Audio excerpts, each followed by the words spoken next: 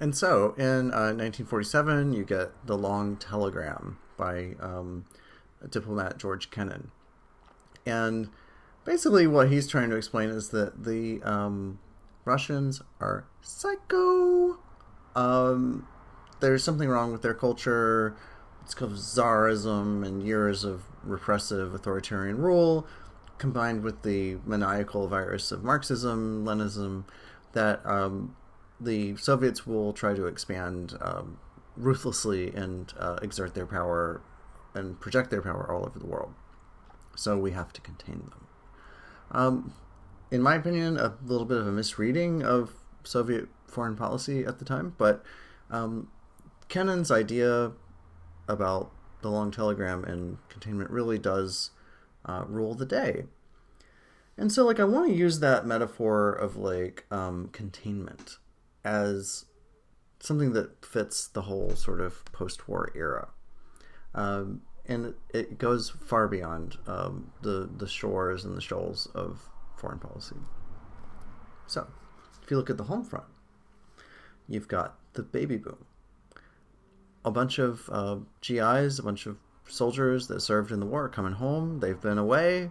The Great Depression was right behind them, during which time marriage rates and birth rates fell.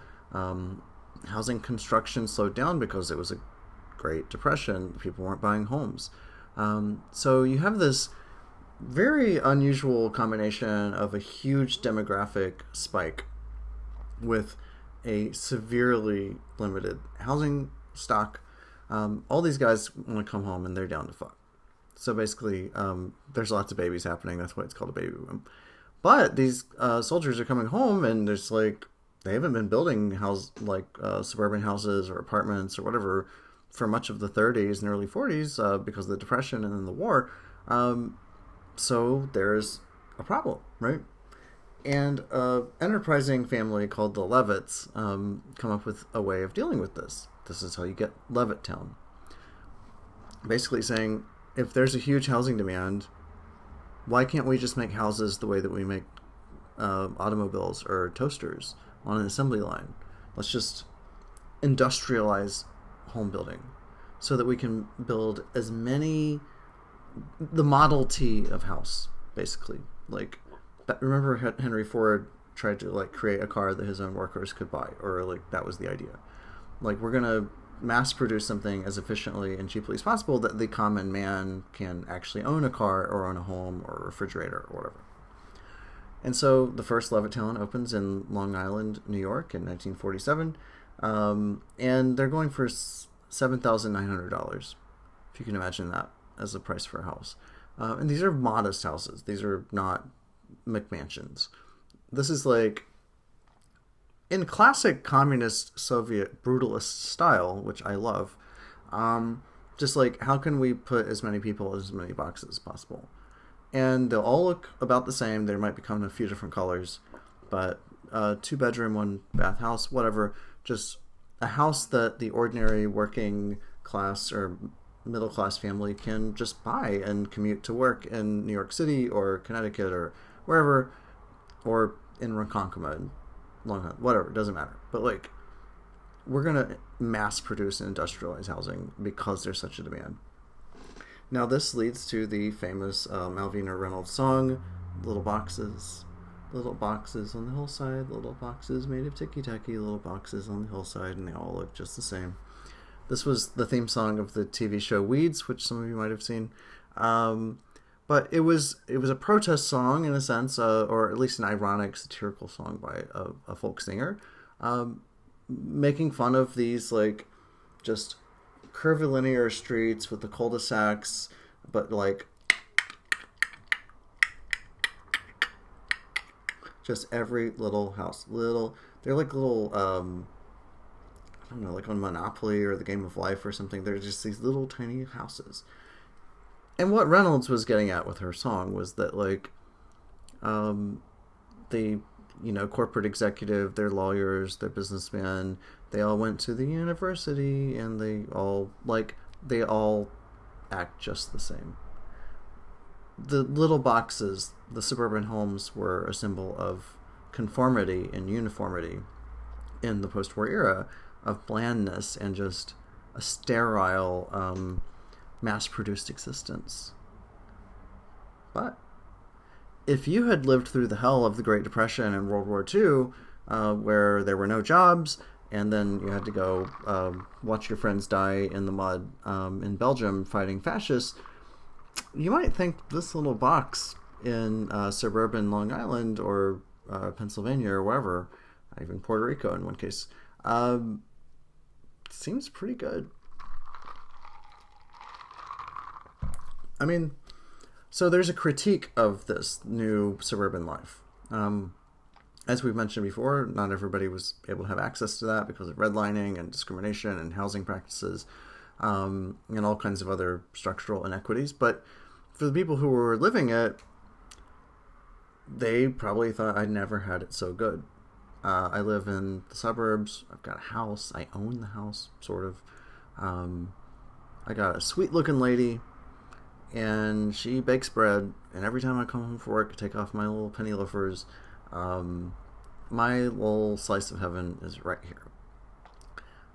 If you're the kids of those people, you might start to think, oh, this sucks, man. This place is boring. I hate it. I want to go, drop acid in the city. But that's going to be a little bit later. Not everybody was as thrilled with this new world as you might think. No, I'm sure you don't think that, but the husbands, the men, the wives, the mothers, the kids, everybody was left a little bit dissatisfied by this new world that was created. And it truly was a new world. Nothing like this had existed in American life before. And because of these New Deal programs, it allowed people to get loans. Because of the GI Bill, that also helped veterans get loans to go to school and to buy homes and to have upward mobility. So a lot of people moving to middle class and living this new suburban life, which again had never existed before on this scale or in this way.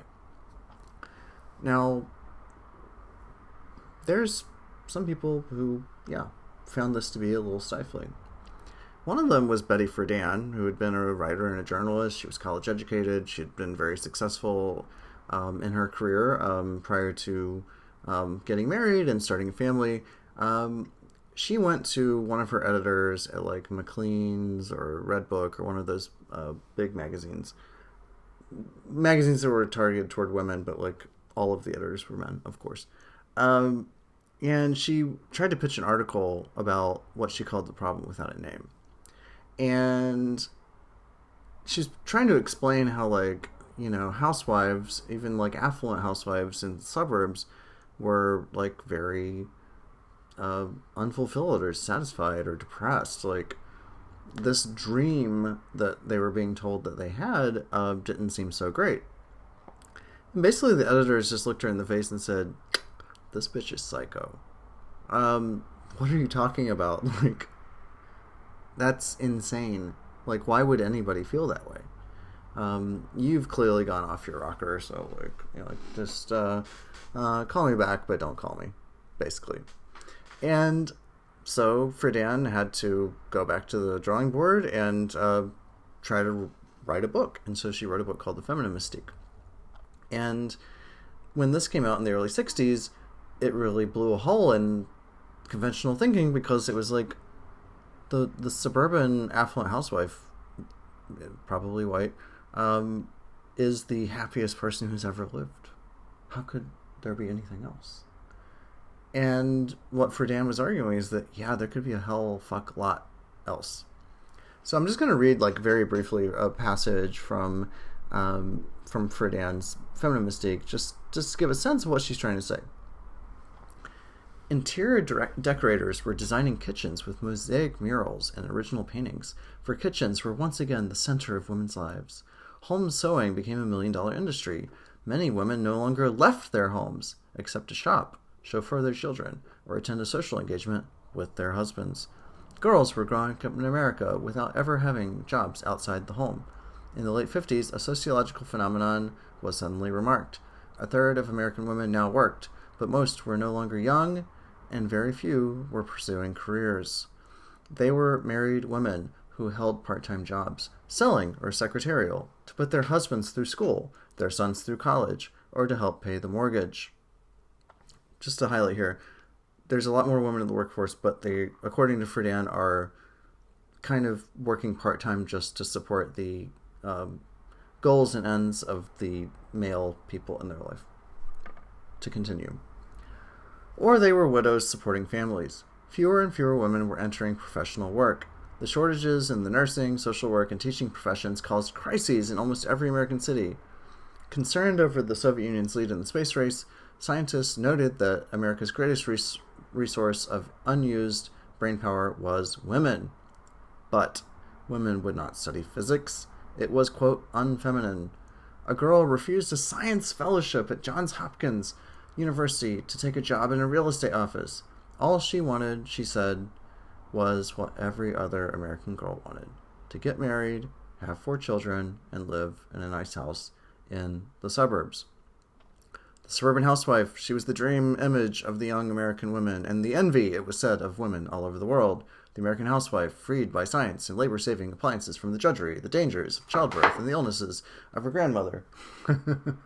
She was healthy, beautiful, educated, concerned only about her husband, her children, her home. She had found true feminine fulfillment. As a housewife and mother, she was respected as a full and equal partner to man in his world. She was free to choose automobiles, clothes, appliances, supermarkets. She had everything that women ever dreamed of. So I want to tie that back to this idea of containment, because the houses in the suburbs were little boxes. And if we think of the fallout shelter, which was something that a lot of, especially suburban families, paid for, they dug up their backyard, created a little cave down there, a little sort of bank vault, and there was going to be supplies and water and food, canned food, in case of a nuclear attack. Your family could go down in their little hole in the ground and ride it out, because you could save yourself and your family. Now, it's very individualized, right? It's not like a community thing. But if you think of that family down there in that little tiny enclosed chamber, I think it says a lot about American life in the 1950s, which is that we're terrified of the spread of communism. We see a very dangerous world in which all life could be eliminated pretty quickly, or all human life anyway. We've just come out of a depression and a war, a lot of trauma coming out of those experiences of poverty, and also those experiences on the battlefield. People want to be safe. They want to live in the most boring, safest, blandest place imaginable.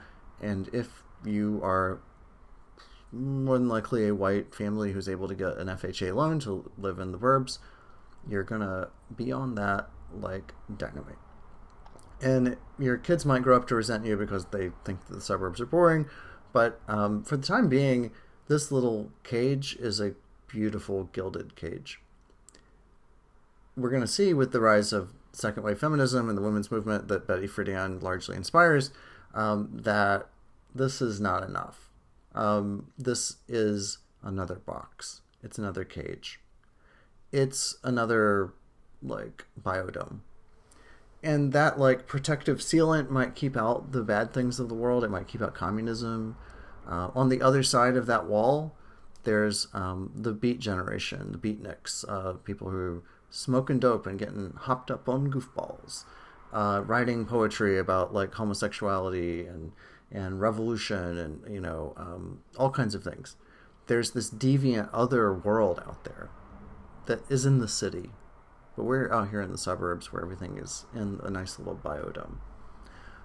We want to keep the viruses and the scary parts out, and so that is what we get. But after a while, there start to be cracks in the biodome. The crack in the picture window. The man in the gray flannel suit can't escape forever, which is one of the themes of Bob Dylan's song "The Ballad of a Thin Man." The square suburban guy being introduced to the counterculture and all that weird shit that's going on out there. All that stuff's going on out there, but what's going on inside is important too. There's a great sense of alienation. The Beat Generation, the civil rights movement that's going on outside the doors and increasingly banging on the doors of suburbia. That dissatisfaction with the status quo was not limited to the outside, and I think that's what Betty Friedan shows us. That inside the box, inside the little boxes, inside the contained world, the closed world, as the historian of science Paul Edwards described it in his classic book, The Closed World, had a lot of dissatisfaction, alienation of its own. And so we're going to see how that sort of explodes in the late 50s and the 1960s into the 70s with the many different aspects of the civil rights movement, the women's movement, and so forth, queer liberation, and so forth. So anyway, we'll catch you back there next time. And always keep your radio dialed to Radio Free Gastonia. All right, I'll see you next time. Bye.